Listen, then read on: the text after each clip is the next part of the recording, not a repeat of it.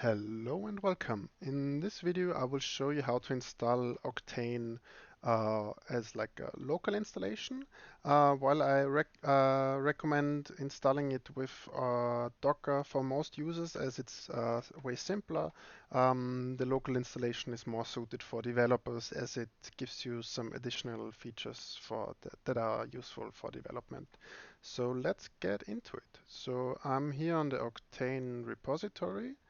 We'll scroll a little bit down here and just click here as getting started as a user.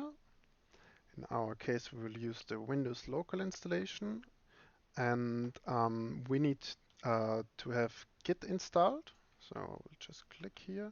And also on Windows computers, we have the issue that our time gets sometimes out of sync, which then gives us error while trading. To prevent this, we can use a tool like TimeSync tool, which you can just download here, download, install, and then it's quite straightforward. It will just do it automatically. This is the tool.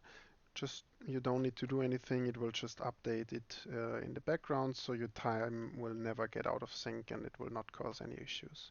So this is this.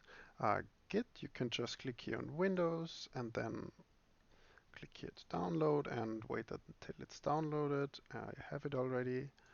So yeah, you can just install it by double clicking here. You can just click through it. You don't need to read anything. Just next, next, next, next, next, next, next, and wait until it's done. Meanwhile, we can already continue with the other stuff. So you need to wait until the installation is done. You can copy this command, just copy paste, or copy and not paste yet. And then we need a command prompt. So you can just open a folder. So in my case, I will just use the desktop. Then you can press Shift on the keyboard and hold it, and then right click to get Open PowerShell window here. That way we will already start the PowerShell command in the desktop where we want it, but you can open PowerShell in any folder where you want to install it. Then we can just simply right click to paste our command and press enter, and our Octane repository or our Octane will get downloaded. Okay, it's done, so we can close this one here.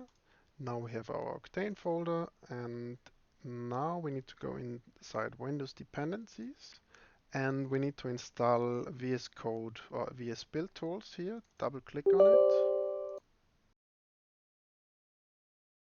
and you will see this. Press continue, takes a bit, and then select development, desktop development with C++.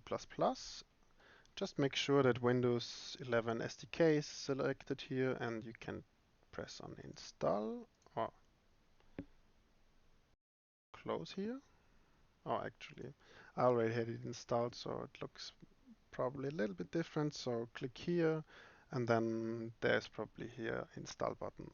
This takes a bit, and once it's done, I will just close it as I have it already installed.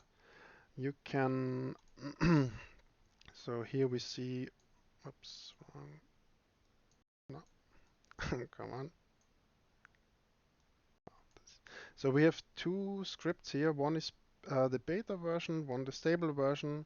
You can just take the stable version and right click on it, run with PowerShell, and then the installation will take a bit. You can grab a coffee, will take probably like 5 to 10 minutes depending on your internet speed.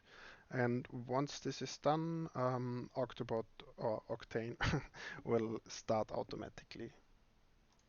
Okay, now the installation is done and the interface launched automatically. You can access so by default it will open the web interface automatically when you start it.